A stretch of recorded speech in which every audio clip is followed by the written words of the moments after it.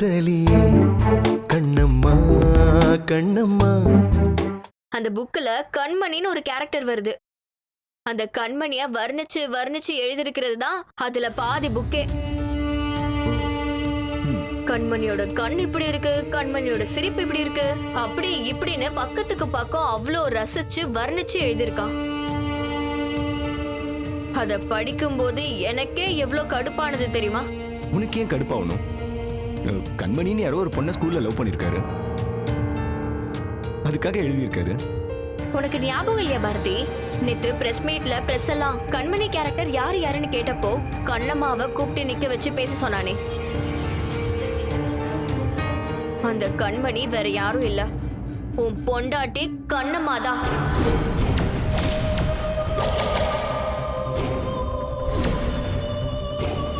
நியாயமா பார்த்தா தான் பொண்டாட்டியை இன்னொருத்த இப்படி வர்ணிச்சு எழுதிருக்கிறானேன்னு உனக்கு கோவம் தான் வரணும். ஆமா பாரதி, கண்ணம்மாவை மனசுல வச்சுதான் அவன் அந்த புக்கே எழுதிருக்கான். எனக்கு என்னமோ சின்ன வயசுல கண்ணம்மாவும் வருணும் லவ் பண்ணிருக்கான். பாரதி, நீ என் மேல வேணா கோவப்படலாம், ஆனா அந்த புக்கை படிச்சு பார்த்தா நான் சொல்றது எதுவும் பொய் இல்லைன்னு உனக்கே புரியும். இத பாரு, எனக்கு ஒண்ணும் புரிய வேணாம், இந்த பேச்சு இதோட விடு. மீதி கேளு. சின்னஞ்சிறு கிளியேன்னு அந்த புக்குக்கு எதுக்கு டைட்டில் வச்சிருக்கான் தெரியுமா? பாரதியார் எழுதின சின்னஞ்சிறு கிளியே பாட்டோட அடுத்த வார்த்தை கண்ணம்மான்னு தான் வரும். சின்னஞ்சிறு கிளியே கண்ணம்மா. அவன் கண்ணம்மாவை மனசுல வச்சுக்கிட்டு சின்னஞ்சிறு கிளியேவ மட்டும் டைட்டிலா வச்சிருக்கான். அவனே இந்த அளவுக்கு ஃபீல் பண்ணிருக்கானா? கண்ணம்மாவுக்கு எதுவும் தெரியாமல இருந்திருக்கும். ஐ திங்க் கண்ணம்மா உன்கிட்ட எதையும் மறைக்கிறான்னு நினைக்கிறேன். வாய மூடு. ஏன் பாரதி நீ என்கிட்டே கோவப்படுற? ஏற்கனவே நான் நிறைய விஷயங்களை பார்த்துட்டேன் வெண்பா. கண்ணம்மாவை நேர்ல பார்த்தா அவகிட்ட சிரிச்சு சிரிச்சு ஃப்ரெண்ட்லியா பேசுற, அவ அந்த பக்கமா போயிட்டா உடனே ஆரம்பிச்சிடுற கண்ணம்மா இதை பண்ணிட்டா அதை பண்ணிட்டான்னு. ஏன் வெண்பா, ஏன்? எங்க அம்மா விட நீ மோசமா இருக்க. ஐயோ பாரதி, நான் எதையுமே கற்பனையில சொல்லல, அந்த புக்ல இருக்கிறது தானே சொல்றேன். நீ சொல்றதெல்லாம் அப்படியே நம்புறதுக்கு நான் என்ன குழந்தை நினைச்சியா? இது எல்லாத்தையும் தாண்டி கண்ணம்மா என்னோட ஒய்ஃப். உனக்கு அவளை பிடிக்கலன்னா நீ என்கிட்ட பேசாத. இப்ப தயவு செஞ்சு வெளில போ. பாரதி, நான் சொல்றது நீ கொஞ்சம் பொறுமையா. காலையிலே மூட ஸ்பாயில் பண்ணாத வெண்பா, தயவு செஞ்சு சொல்றேன், வெளியே போ.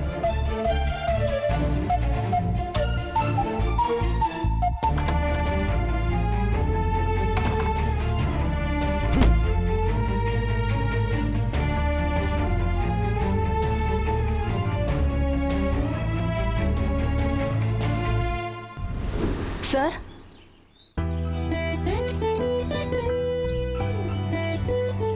ஹலோ. Hello sir. வாங்க. வணக்கம் சார். என்னம்மா, யாரை பார்க்கணும்? பா, இவங்களே தெரியலையா? நம்ம கம்பெனியில் ஒர்க் பண்ற ரேவதிப்பா. Oh my god, I am sorry, ஞாபகம் இல்லை. உட்காருங்க ப்ளீஸ் ப்ளீஸ் உட்காருங்க. நான் உங்க கம்பெனில தான் மேனேஜரா இருக்கேன் சார். அப்படியா? இவர் என்னோட husband Dev. Hi Hello, Dev, sir. Please உட்காருங்க. Thank you sir.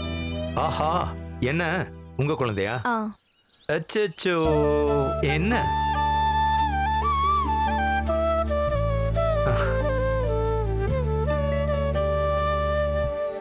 ரொம்ப வருஷமா எங்களுக்கு குழந்தை இல்லாம இருந்துச்சு. இப்போதான் எங்களுக்கு குழந்தை பிறந்துச்சு. எல்லாம் உங்க கம்பெனில சேர்ந்த ராசி தான் நினைக்கிறோம்.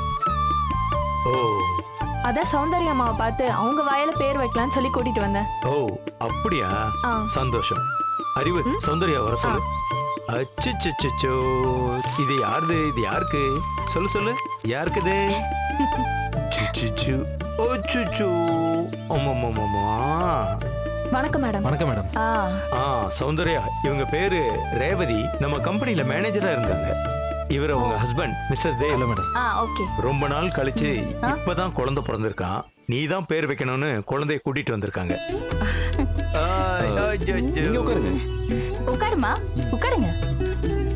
டீ காஃபி ஏதாவது சாப்பிடுறீங்களா? இல்லங்க, பரவாயில்ல இருக்கட்டும். வீட்டுக்கு வந்துட்டு எதுவும் சாப்பிட மாதிரி எப்படி? நான் காஃபி எடுத்துட்டு வரேன். பாப்பாக்கு ஏதாவது வேணுமா? இல்ல எதுவும் வேண்டாம்க்கா. யாரு? ஆண் குழந்தையா நீ? ஆண் சிங்கமா? பாக்குட்டி சிங்கம், உட்காரு உட்காரு உட்காரு. குழந்தை பிறந்து ரொம்ப நாள் இருக்கும் போல இருக்கே. இன்னுமா நீங்க பேர் வைக்கல? அதை ஏன் மேடம் கேட்குறீங்க? சொந்தக்காரங்களாம் டெய்லி ஒரே டார்ச்சர். எப்போ பேர் வைக்க போறீங்க, எப்போ பேர் வைக்க போறீங்கன்னு. இவ என் குழந்தைக்கு சௌந்தர்யா மேடம் தான் பேர் வைக்கணும்னு சொல்லி ஒரே அடம். ஆ, அதனால இப்போ வரைக்கும் பாப்பா பாப்பான்னு தான் கூப்பிட்டுட்டு இருக்கோம். அப்படின்னா இவனை நீங்க முன்னாடியே தூக்கிட்டு வந்திருக்கலாமே. இல்ல மேடம், 2 பேரும் சேர்ந்து வரலாம்னு நினைச்சோம். இவருக்கு லீவே கிடைக்கல, அதே இவ்வளவு நாள் தள்ளி போயிடுச்சு. ஓ, இப்போ கூட லீவ் கிடைக்கல மேடம். லாஸ் ஆஃப் பே தான் சொன்னாங்க. சரி பரவாயில்ல, இதுக்கு மேலே தள்ளி போடக்கூடாதுன்னு தான் வந்துட்டோம்.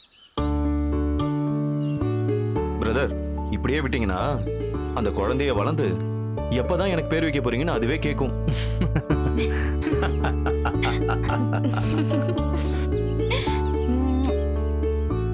சௌந்தர்யா, ஒரு நல்ல பேரா நீயே வை.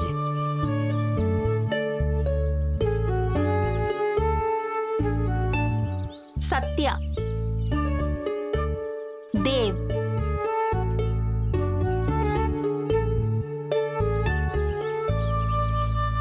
சத்யதேவ். இது தாண்டா உன்னோட பேரு. உங்க அப்பா அம்மாக்கு உன் பேர் பிடிச்சிருக்கான்னு கேளு. ரொம்ப ரொம்ப பிடிச்சிருக்கு மேடம். என் பேரையும் சேர்த்து வச்சதுக்கு ரொம்ப தேங்க்ஸ் மேடம். தமிழ் பேராகவும் இருக்கு, மாடர்னாகவும் இருக்கு. Thank you ma'am. சத்யதேவ். அறிவு. சித்தி.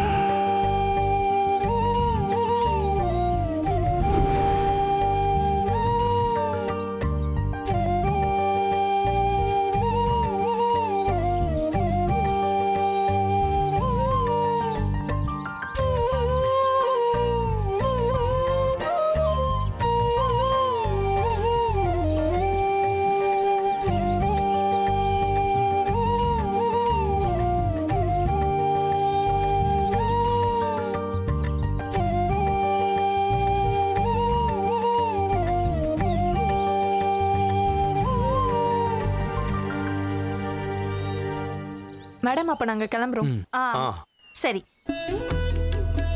சத்யா, இங்க பாரு. வீட்டுக்கு அப்பப்போ வரணும்னு. சரி சரி, வா வா வா வா. ஒண்ணும் இல்ல. என்னம்மா, பிடிச்சுக்கோ. Bye madam. வரேன். பாய் சொல்லு. பாய் சத்யா.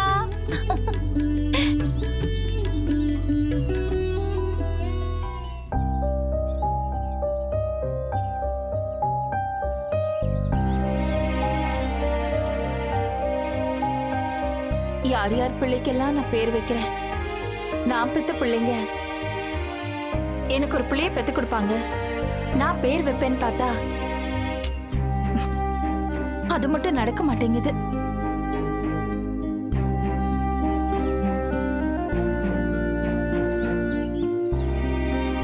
சித்தி, உங்களுக்கு குழந்தைக்கு பேர் வைக்கணும்னு ஆசையா இல்ல பேர குழந்தைக்கு பேர் வைக்கணும்னு ஆசையா? வந்துட்டு போனவ யாரோ ஒருத்தி. அவ என் மேல இருக்கிற மரியாதையில குழந்தைய தூக்கிக்கிட்டு இங்க வந்திருக்கா.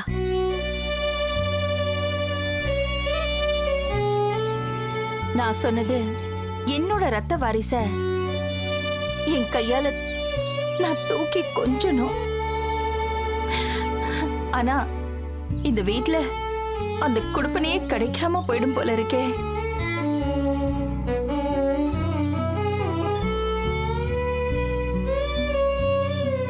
என்ன அஞ்சலி, நான் பேசுறது காதுல விழுதா?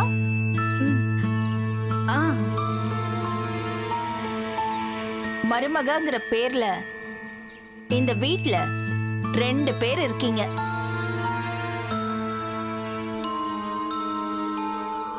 ஒருத்திக்கு இப்போ குழந்தை பிறக்காதுன்னு ஆயிடுச்சு. இனிமே அவளை நம்பி எந்த பிரயோஜனமும் இல்ல. நீயாவது என் ஆசையை நிறைவேற்றி வைப்பியா? அவனை எதுக்கு நீ பாக்குற? முதல்ல அந்த ஆசை உன்னோட மனசுல வரணும். அப்பதான் வயித்துல புள்ள தங்கும். அழகு குறையாம இருக்கணும் அப்படின்னு நினைச்சுக்கிட்டு புள்ள வேண்டான்னு இருக்கியா? ஐயோ அத்தை, அப்படியெல்லாம் இல்ல. எதை நினைச்சாலும் எனக்கு இப்பவே சொல்லிடு. இப்ப என்கிட்ட தலையாட்டிட்டு நாளை பின்ன எங்கேயாவது ஆசிரமத்துக்கு போய் யார் பெத்த பிள்ளையாவது இங்க தூக்கிட்டு வந்து நிக்காத.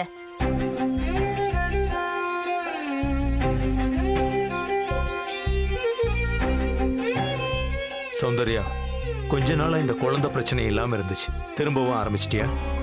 இத பாருங்க, மனசுக்குள்ள என்ன இருந்தாலும் அத பளிச்சுன்னு பேசுறதுதான் என்னோட குணம்.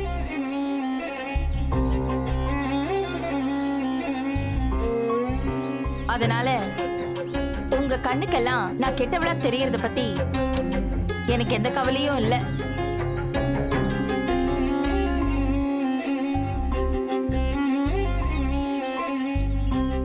என்னை பொறுத்த வரைக்கும் நான் பெத்த பிள்ளைங்க 2 பேருமே குடும்பம் குழந்தைங்கன்னு அவங்க சந்தோஷமா இருக்கணும், அவ்வளவுதான்.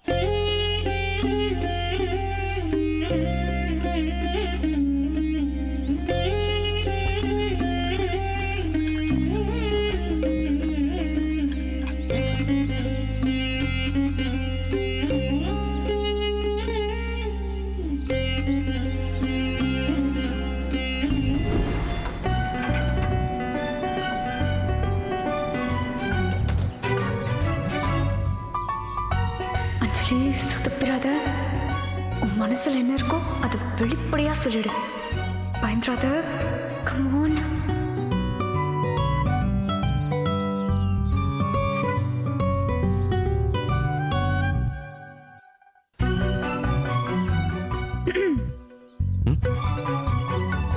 என்ன அஞ்சலி இங்க வந்து நிக்கிற? இந்நேரம் உங்க அம்மாக்கோ பாட்டிக்கோ ஃபோன் பண்ணி பேசிட்டு இருப்பேன்னு நினைச்சேன். எதுக்கு? எதுக்கா? இவ்வளவு நேரம் குழந்தை இல்லைன்னு எங்க அம்மா கண்ணம்மானியை திட்டினதுக்கு, உங்ககிட்ட நீயாவது குழந்தை பெற்று தருவியான்னு கேட்டதுக்கு, இதெல்லாம் உனக்கு அல்வா மாதிரியான மேட்டர் இல்ல.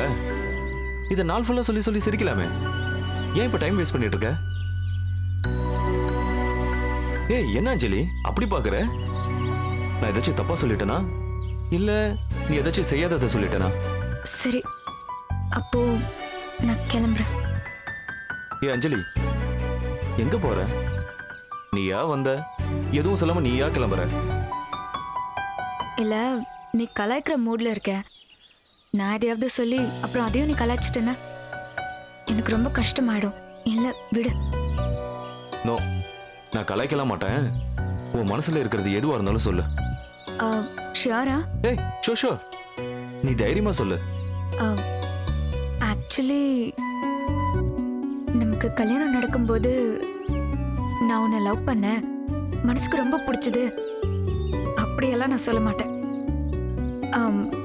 ஏதோ ஒரு நிர்பந்தத்துல தான் நம்ம கல்யாணம் நடந்துச்சு.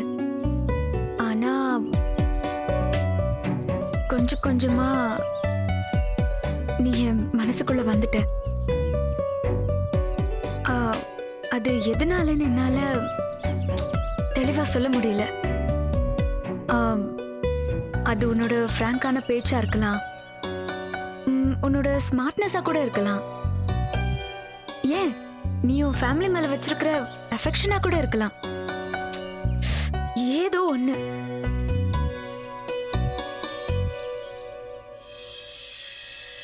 எல்லாத்தையும் தாண்டி காரைக்குடிக்கு போயிருந்த போது தியேட்டர்ல வச்சு இவ என் பொண்டாட்டின்னு எனக்காக வந்து நின்னு யார் கூடயோ சண்டை போட்ட பாத்தியா? அப்பவே நான் முழுசா ஒரு வேற அஞ்சலியா மாறிட்டேன்.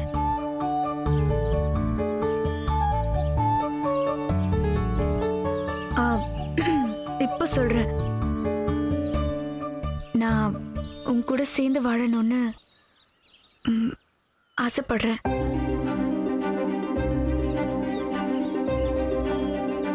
ஹாப்பியா ஜாலியா அப்படியே உன் கையை பிடிச்சுக்கிட்டு ஊரை சுத்தணும்னு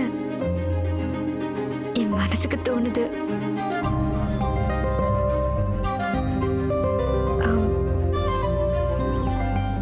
அத எப்படி சொல்றதுன்னு தெரியல.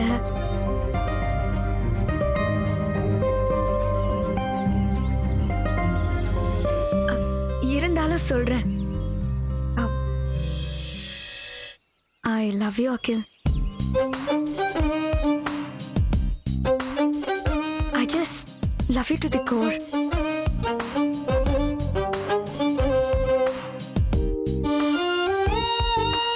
எனக்கு தெரியும், நான் என்ன சொன்னாலும் நீ நம்ப மாட்ட. நான் உண்மையை சொல்றேனா இல்ல வேற நோக்கத்தோட சொல்றேனான்னு உனக்கு ஒரு சந்தேகம் கூட தோணலாம். ஒன்னும் அவசரம் இல்ல, நீ பொறுமையா யோசி. நான் நல்லவளா மாறணும்னு நீ அடிக்கடி சொல்லுவ, நானும் ட்ரை பண்ணுவேன். ஆனா ஏதாவது வந்து சொதப்பிடும், உடனே நீ வந்து கலாய்ப்ப. அந்த நிமிஷம் என் மனசுக்கு கஷ்டமா தான் இருக்கும். ஆனா ஏதோ ஒண்ணு நீ என்கிட்ட இருந்து எதிர்பார்க்கறேங்கிறத புரிஞ்சுக்கிட்டு அதுக்காக நான் என்னை மாத்திக்க நானும் ட்ரை பண்ணிட்டே தான் இருக்கேன். ம் வெரி சூன் என்ன கம்ப்ளீட்டா மாத்திக்குவேன் அகில். ம் குட் அஞ்சலி. நீ பேசுனத இப்ப நான் கண்டிப்பா கலாய்க்க மாட்டேன். ஏன்னா இது மனசுல இருந்து பேசுனதுன்னு என் மனசு புரிஞ்சுக்கிச்சு. அப்படின்னா இன்னொன்னு சேர்த்து உன்கிட்ட சொல்லிடுறேன் அகில். ம் அத்தை எந்நேரமும் குழந்தை குழந்தைன்னு அதே நினைப்பிலே இருக்காங்க. கண்ணுமாவை அதை வச்சு நிறைய பிரச்சனையும் பண்றாங்க. எனக்கு தெரிஞ்சு கண்ணுமாக்கு இதுக்கப்புறம் குழந்தை பொறுக்கும்னு எனக்கு தோணல. ஆனா நாம ஒரு குழந்தைய பெத்து அத்தை கையில கொடுத்தா அவங்க மனசு கொஞ்சம் அமைதியாகும்ல. அது இந்த வீட்டோட வாரிசுன்னு அவங்க மனசு கொஞ்சம் சந்தோஷப்படும். கண்ணம்மா பக்கமும் அவங்க கவனம் போகாது. ஆனா நம்ம ஏன் அக்கில் ஒரு குழந்தை பெத்துக்க கூடாது?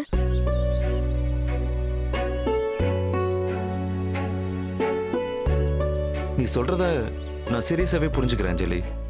No joke, nothing. பட் இன்னைக்கு உன் மனசுல இப்படி ஒரு எண்ணம் வந்தது போல என் மனசுலயும் ஒரு காதல் வரணும்ல. அதுக்கு ஃபர்ஸ்ட் உன்னை பத்தின அபிப்பிராயம் எனக்கு மாறணும். அதுக்கு உனக்கும் டைம் ஆகும், டெஃபினட்டா எனக்கும் டைம் ஆகும். எல்லாமே நடந்தா நிஜமாவே நீ மாறிட்டேன்னு என் மனசு நம்புனா அப்போ வரைக்கும் என் மேல இருக்குதுன்னு சொன்ன காதல் லைவா இருந்துச்சுன்னா லெட்ஸ் see.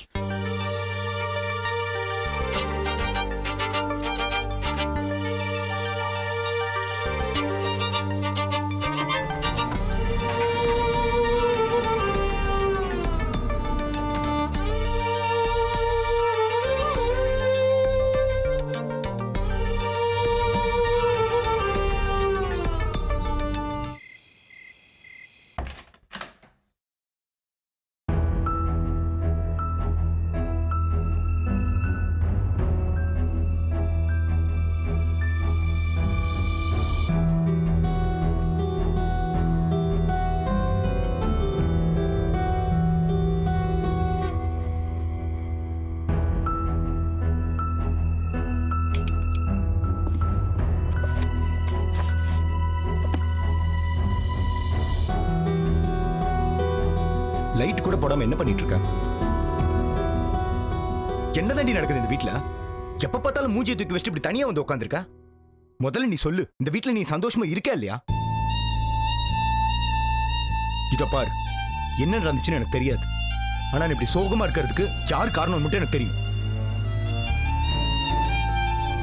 ஒண்ணு எங்க அம்மாவா இருக்கணும், இல்ல அந்த அஞ்சலியா இருக்கணும். அதுவும் இல்லனா உன் சித்தி பாட்டி யாரோ ஒருத்தவங்க கால் பண்ணி திட்டி இருக்கணும். கரெக்டா? சொல்லு, இன்னைக்கு என்ன நடந்துச்சு? எதுக்கு இப்படி மூஞ்சியை தூக்கி வச்சிருக்க? இன்னைக்கு ஆபீஸ்ல வேலை செய்யற ஒருத்தவங்க அவங்க குழந்தைக்கு பேர் வைக்கிறதுக்காக வந்திருந்தாங்க. அவங்க போனதும் அதை வச்சு வழக்கம் போல குழந்தை பெத்துக்க லாய்க்கு இல்ல அது இது நாத்த திட்டாங்க மாமா. நினைச்சேன். ஏன் உனக்கு வாய் இல்ல? திரும்ப பேச வேண்டியதானே? என்ன மாமா சொல்றது? அவங்க எவ்வளவு தூரம் திரும்ப திரும்ப பேசுறாங்கன்னா அவங்க மனசு குழந்தைக்காக எவ்வளவு தூரம் ஏங்கி இருக்குன்னு புரியுது மாமா. எனக்கு அந்த பாக்கியம் இல்ல. நான் என்ன மாமா பண்றது? எப்ப பார்த்தாலும் குழந்தை குழந்தை குழந்தை. நீ நானும் வாழவே இல்லை கண்ணம்மா. நிஜமாவே சொல்றேன், இத பத்தி பேசி பேசி எனக்கு அப்படியே ஃபெட்டப் ஆயிடுச்சு. ஏய் இத பாரு, குழந்தை இல்லைன்னா வாழ முடியாதா? இல்ல வாழக்கூடாதா? எனக்கு சீரியஸா புரியவே இல்லை.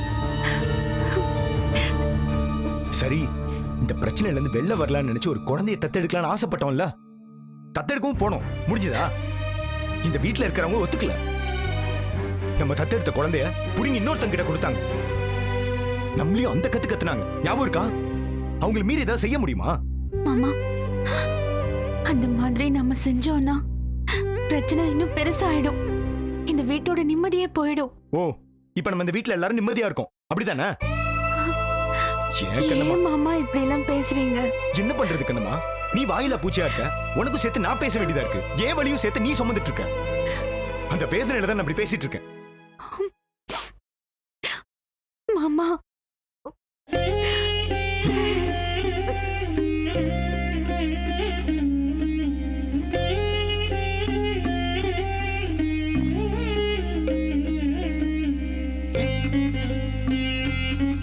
இதை விட்டு வெளில வா கண்ணம்மா. உலகத்துல வேற சந்தோஷம் எவ்வளவு இருக்குன்னு தெரியுமா? இருக்கிறது ஒரே ஒரு வாழ்க்கை. கவலைப்பட்டுக்கிட்டே செத்துற சொல்றியா?